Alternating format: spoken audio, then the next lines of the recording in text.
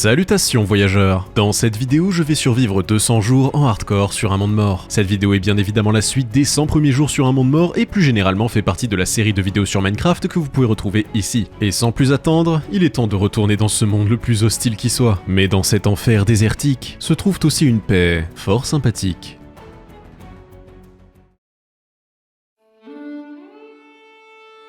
Ah, le grand air sec et sans vie de ce monde m'avait manqué, et comme je n'ai pas pu m'empêcher de jouer 6 jours de plus la dernière fois et qu'il est hors de question de jouer 6 jours de moins, voilà, on peut continuer. Après avoir transféré sans trier toutes mes affaires dans ma nouvelle propriété, il me faut régler un problème majeur. J'ai des élytras, mais je n'ai pas mending dessus ni de fusée illimitée, et je refuse de ne pas pouvoir voler à ma guise. Recréer de la vie dans ce monde me demandera assez de labeur. Ainsi me voilà dans le Nether pour récupérer un maximum de bois pour une ferme à creeper, ce qui veut dire épuiser ma belle hache jusqu'à avoir un stock suffisant. Cette ferme sera très similaire à la ferme de Gamelon en plus petit, mais malgré ça elle demande énormément de trappes. Cette quantité plus ce que j'ai déjà à la maison devrait suffire. Je prends également soin de ne pas dormir, j'en suis à ma deuxième paire d'élytras et pour une fois j'ai besoin de fantômes. Leur chair corrompue servira à réparer mes ailes. Ce craft est déprimant. Pourquoi les trappes sont plus fines que les dalles mais 3 fois plus chères? Plus qu'à trouver un bon endroit, mais je pense qu'ici sera parfait. Et j'ai choisi une version de la ferme à creeper avec des bonhommes de neige. J'ai donc planté quelques citrouilles en prévision, et ainsi commença la construction la nuit tombée. La nuit fut assez paisible au-dessus des hordes de zombies surveillant l'industrie, et moi qui pensais avoir la paix pendant la journée, il s'est mis à pleuvoir. C'est bon signe, le monde se régénère. Au moins la foudre ne risque pas de m'atteindre, on n'est pas sur Fulgora. Entendre les grognements me rappelle la destinée brutale qui m'attend si j'ose tomber par inadvertance. Il y avait même un zombie villageois sans que j'en ai encore besoin.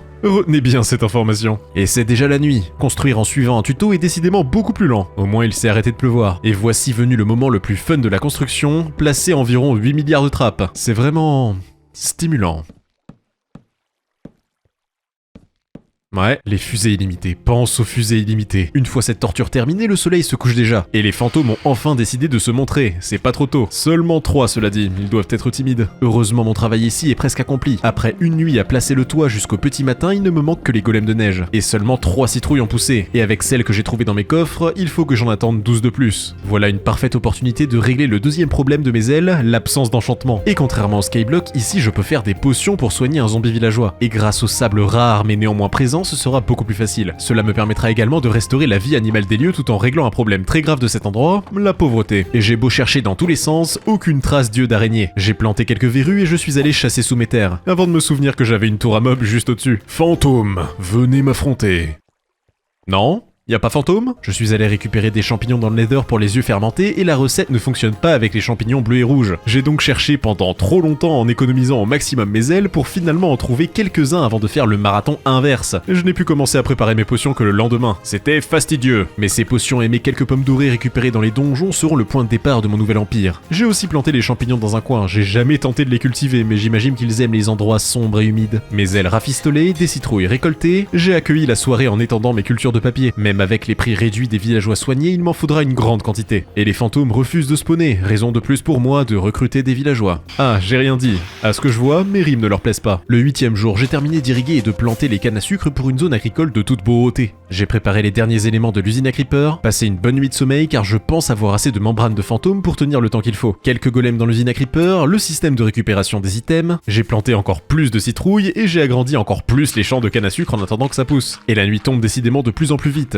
Voici une parfaite opportunité de partir chasser du villageois zombifié. Pendant toute la nuit jusqu'au lever du jour, j'ai chassé. Mais à l'horizon, je n'ai trouvé aucun long nez. Retour à l'agriculture. Et un vagabond vendait un truc que je n'avais jamais vu. Open Eye Blossom. Très joli. Et je ne sais pas pourquoi les vagabonds ont tendance à apparaître quand je n'ai pas les moyens d'acheter quoi que ce soit. J'espère qu'ils seront aussi zélés quand j'aurai des émeraudes à disposition. Lama contre zombie.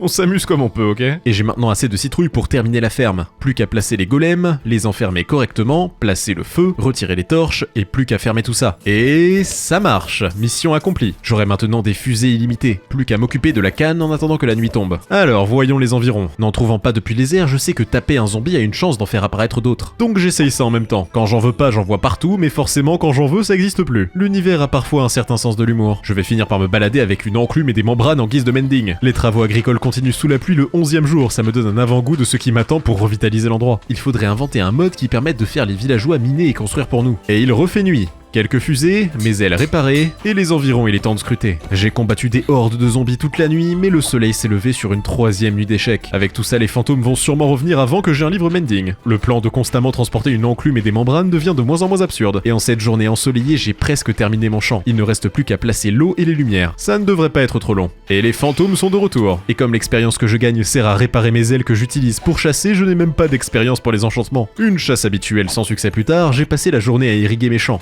Devinez ce que j'ai toujours pas trouvé pendant la nuit. Oh, petit sacripant, tu t'es fait attendre? Il est super loin, mais au point où j'en suis, je prends ce qui vient. Et pendant que j'essayais de le piéger, un autre juste à côté. Mais c'est à ce moment-là que tout l'écosystème s'est ligué contre moi et il a eu le temps de disparaître. J'ai lutté épée à la main jusqu'au petit matin. Et au moins jour 14, je vais pouvoir en sécuriser un. Et hors de question de risquer sa disparition, je vais rester avec lui pendant tout le processus. Un genre de soutien moral. Pour moi, hein. Lui, il restera dans sa boîte toute sa vie. En théorie, il ne devrait pas disparaître. Je devrais pouvoir terminer mon travail sans stress. Toute cette future canne sera pour lui et ses enfants. Plus qu'à enfin terminer cette plantation. Et après plusieurs jours de labeur, soyez témoins. C'était moins impressionnant que ce que j'aurais imaginé. Mais il est l'heure de donner du travail à ce fainéant dans son trou. J'ai préparé le matériel le soir venu, et le 16e jour sera celui de l'emploi. Ainsi débuta l'épreuve de patience qu'est la discussion avec un libraire pour enfin qu'il me laisse emprunter des livres mending. Ça a pris toute la journée, mais il s'est enfin décidé à me donner ce que je voulais. Oui, si je les ramène pas dans les temps, tu brûleras toute ma famille, je sais. J'ai immédiatement appliqué l'enchantement sur mes ailes, et le lendemain, direction la tour à mob pour les réparer. J'en profite aussi pour rafraîchir mes pioches. Et pendant ce temps, mes cannes poussent, je veux voir les autres enchantements à disposition. Je ne serais pas contre un petit unbreaking. Ainsi ai-je tabassé de l'infecter toute la journée jusqu'à ce que mes pioches soient réparées. Pas de zombies villageois pendant la nuit, mais ce n'est plus une priorité, je garderai juste un œil attentif. Heureusement à cette échelle, même une seule journée de pouce est suffisante pour quelques stacks de cannes. J'ai fait monter de niveau le libraire, et voici mon ticket pour du verre illimité. Et niveau maximum, il me faudra lui trouver un collègue. Mon problème d'aile étant partiellement réglé, il est temps d'aller faire un petit tour vers le portail de l'End. Quelque chose de potentiellement précieux se cache à côté. Et j'avoue que je n'y avais même pas fait attention la première fois. Ici, dans la salle des épreuves, se cache un arbre. Mais malheureusement, j'ai vite déchanté. C'est un palétuvier, un arbre de mangrove. Et ces arbres-là ont la spécificité de ne pas donner de pouces par les feuilles. Mais peut-être y en aura-t-il dans les coffres. Après tout, ces donjons sont immenses. Et je suis bien placé pour le savoir. Je n'en ai aménagé un qu'une fois, et ce sera la dernière. Ces trucs sont trop grands. Heureusement, les épreuves sont toujours autant une blague.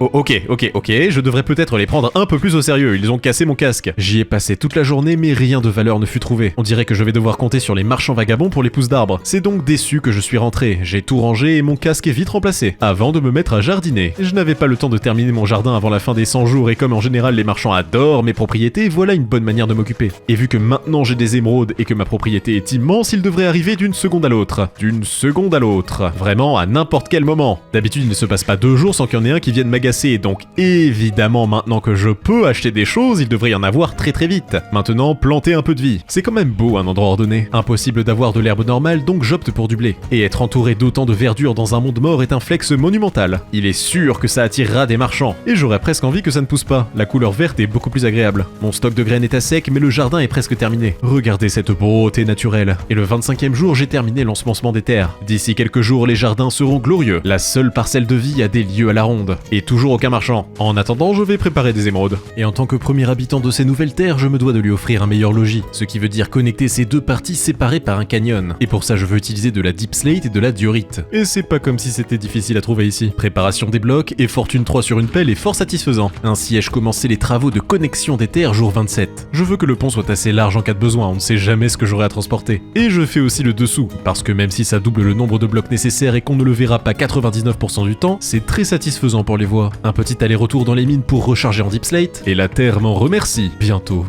je passerai 100 jours dans ses entrailles. De retour au pont, de dessous c'est sombre et de dessus c'est clair. Je trouve que le contraste est assez sympa, et il semble que les bandits environnants soient d'accord avec moi. Des barrières pour la sécurité, ce qui demande un autre aller-retour dans les mines. Barrières érigées, lumière placée, et ces deux parties de mon territoire sont connectées. Après avoir changé de pelle pour une sans fortune pour quand même récupérer du gravier, j'ai voulu pelleter un peu la zone pour que tout soit au bon niveau. C'est pas parce que c'est l'apocalypse que la parkingisation doit être négligée. Je place une grande espérance en la capacité des marchands à vendre de la mousse. Avec ça, je vais pouvoir verdir toute la zone et sérieusement transformer mes terres. Mais tout ça est impossible tant qu'ils refusent d'apparaître. Comme les zombies villageois apparemment. Oui, même si je ne le montre pas à chaque fois, je passe encore certaines nuits à chasser. C'est aussi ça parfois la vie dans un monde vide, la patience du survivant. Et plus la parkingisation avance, plus la chasse est facile et... Ouh!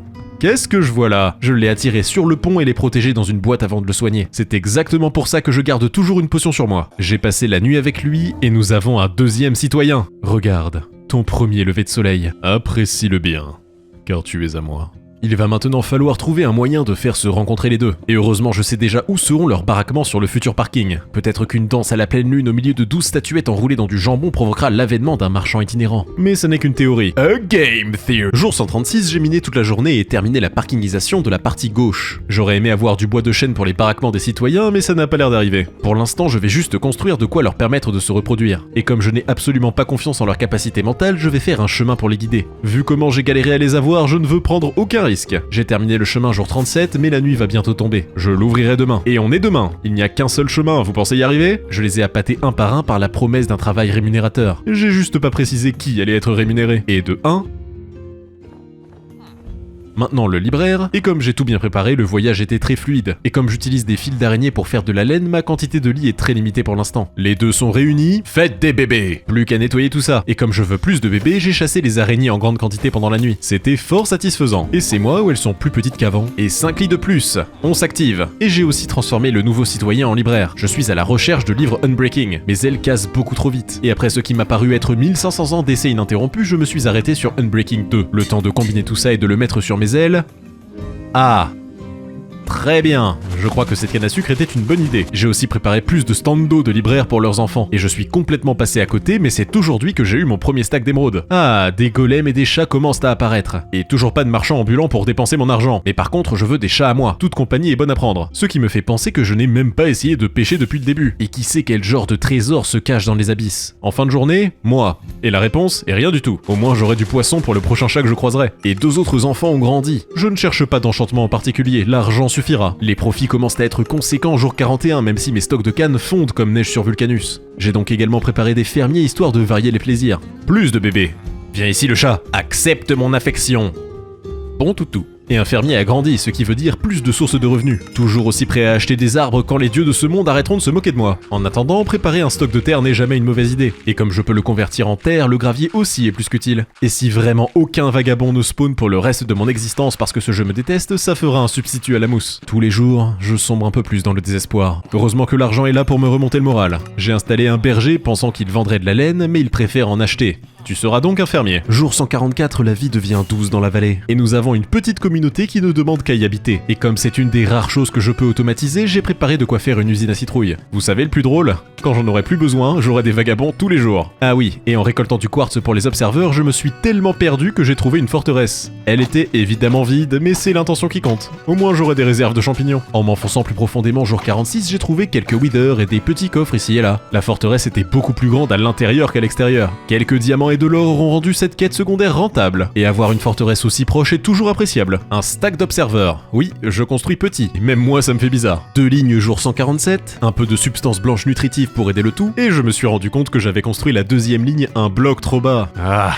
j'ai donc tout refait proprement jour 148. Et jour 149, 5 lignes font face à l'horizon. Et le lendemain, 6 étages sont ce que pouvait m'apporter mon stack d'observeurs. Je pense que ça sera suffisant pour l'instant. Plus qu'à mettre un système de collecte. Et tout est opérationnel. Cette machine m'imprimera des billets. Et comme tout espoir d'avoir un marchand est perdu définitivement pour toujours et à jamais, je vais me préparer à une longue expédition d'exploration. Si le donjon de cuivre avait un arbre de mangrove, peut-être que d'autres donjons auront des arbres différents. Ainsi, il me faudra générer des cartographes. Et pour ça, j'aurai besoin d'émeraudes. De beaucoup d'émeraudes. Et l'expérience générée servira à enchanter mes ailes. Un plan rentable à tout point de vue. Ainsi, j'ai vendu pendant la journée et chassé des araignées pendant la nuit pour plus de lits. Le lendemain, ce sont 7 lits que j'ai pu tirer de cette session de chasse nocturne. Plus de bébés. Et comme il faut que je reste dans la zone pour qu'ils se reproduisent, je termine la parkingisation de l'autre côté. Et tant qu'à faire, je vais commencer mon plan de terraformation. Et ça commence par des contours. Je veux de la nature, certes, mais contrôlée. J'ai eu l'idée d'aménager mes terres en sections. Blé, patates, herbes, arbres, mousse, village, tout sera organisé et discipliné. La nouvelle nature respectera mon ordre. Et pour ça, j'ai besoin de plus de cailloux noirs. Et je pense que cette grande section sera dédiée aux cultures. Et cette fois, avec de la lumière, j'en ai marre d'entendre des zombies sous mes pieds. Ainsi, après avoir combiné terre et gravier jour 154, il est l'heure du grand terrassement. Les cartographes ont grandi et ils me demandent aussi du papier. Ma grosse faire ma canne commence à paraître bien ridicule. En attendant que ça pousse, je continue mon œuvre. Et jour 56, j'ai épuisé mes réserves de terre, mais cette section est quasiment terminée. Et il est temps de récolter. Monter les cartographes demandera des stacks et des stacks de papier, mais ça devrait être rentable. Le deuxième trade demande du verre, et heureusement les libraires en vendent. Et j'ai failli oublier mes 35 niveaux pour enchanter mes ailes. Parfait, on peut continuer. Je les ai tous montés à un niveau suffisant, et ils me vendent chacun une carte différente. Très bien, je vais d'abord attendre que ma canne pousse pour faire des roquettes, et à moi la conquête des donjons de cuivre. En attendant, je vais récupérer de la terre autour. J'aime l'idée d'aspirer tout ce qui est cultivable pour mon empire. C'est un sentiment d'unité, de ne plus faire qu'un au service de l'unique. Telle est la destinée de toute chose.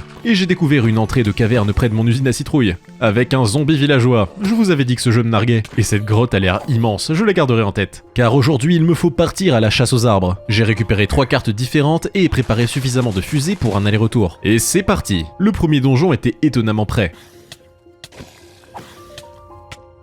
Je devrais peut-être vraiment les prendre au sérieux. J'ai vaincu tous les challenges, débloqué tous les trésors, mais aucune végétation à l'horizon. Je vais en profiter pour récupérer des lumières. Heureusement, la maison n'est pas loin, j'ai pu vider mon inventaire et repartir de plus belle. Deuxième donjon. Celui-là, je l'ai exploré beaucoup plus rapidement. J'ai compris qu'il n'y aurait aucune récompense végétale avec les clés. Je cherche des coffres et des arbres. Et je n'ai rien trouvé d'intéressant, donc j'ai creusé vers la sortie. Heureusement, ma base n'était pas loin non plus. J'ai mis à cuire un peu plus de nourriture pendant que je terminais la parcelle. Waouh, si plat, si uniforme, si beau.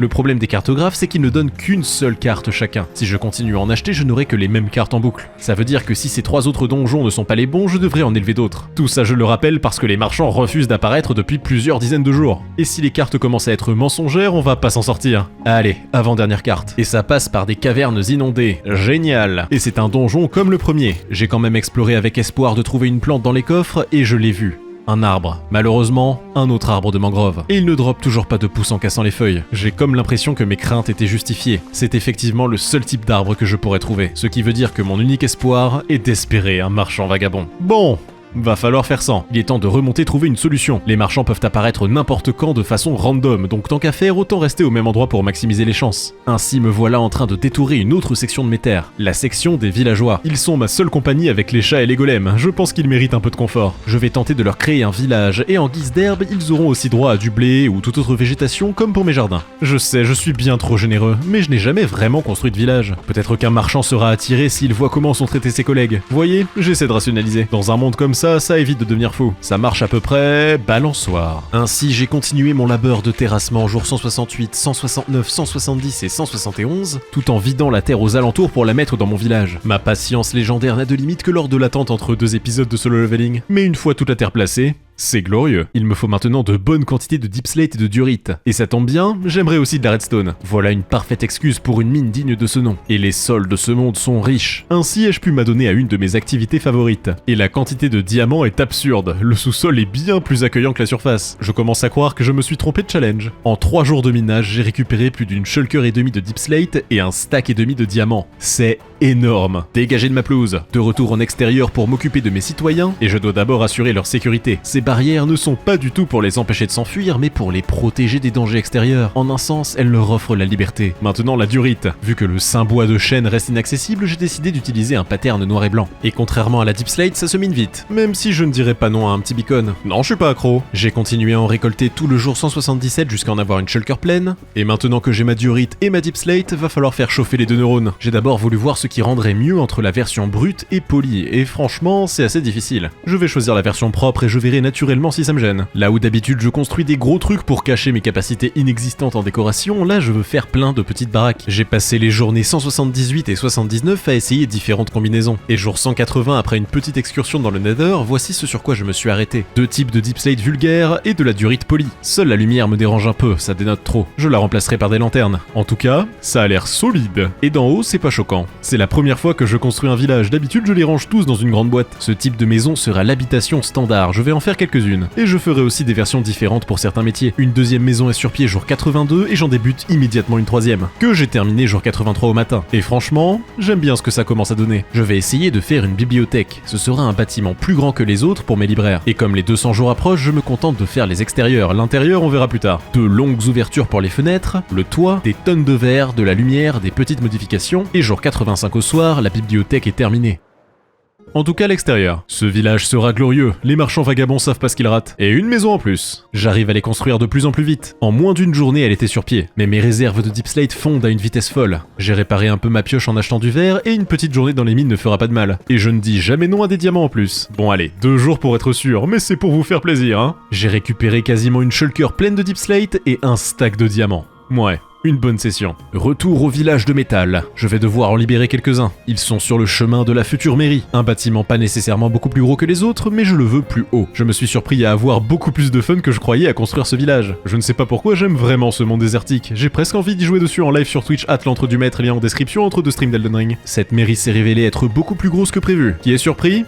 Pas moi. Plus c'est gros, le toit à lui tout seul a englouti la majorité de ma shulker. Mais ça envoie un message de prospérité. Ici, au milieu de rien sur ces terres contaminées, un maître a su prospérer. Après l'avoir terminé, je trouvais que les côtés manquaient de relief, donc j'ai rajouté quelques fioritures de riches. Et comme je construis à l'instinct, j'y étais encore jour 93. Et après avoir rajouté quelques stacks de Deep Slate, j'aime bien. Maintenant, les fenêtres. Et voir ce manoir de nuit me fait penser qu'il faudra vraiment tout éclairer. Les golems ont leurs limites. J'ai continué à ouvrir le bâtiment jour 94, et de loin on voit tout de suite que c'est le bâtiment le plus important. Il me reste quelques stacks de Deep Slate, donc une petite maison va pousser à côté. Et comparé à ce que je viens de faire, ça paraît ridicule. Je l'ai terminé jour 95 et ça ressemble de plus en plus à un village. Mais je suis à court de Deep Slate pour en construire d'autres. Et comme il me reste plein de diorite, j'ai passé la journée à poser les sols des maisons déjà construites. Et je récupère un peu de terre au passage. J'ai posé du carrelage tout le jour 96 et en tuant un golem avec de la lave, je me suis rendu compte qu'un village comme ça brûlera jamais. J'aime bien ce que c'est en train de donner. J'aime vraiment bien. Devrais-je remercier les marchands de ne pas avoir spawné ? Non, c'est pas au menu. Ma gratitude a ses limites.